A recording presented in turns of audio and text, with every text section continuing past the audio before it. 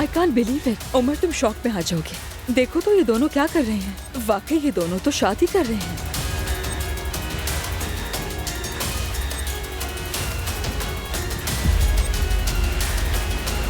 नूर का क्या मामला है? क्या मतलब है?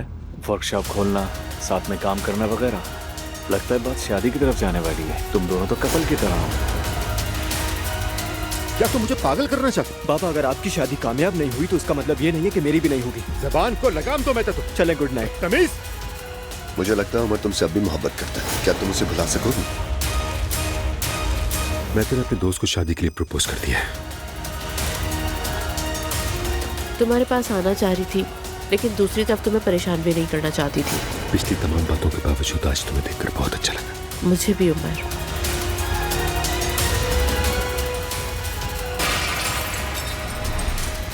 ये उमर वाला चैप्टर कभी बंद ही नहीं होता।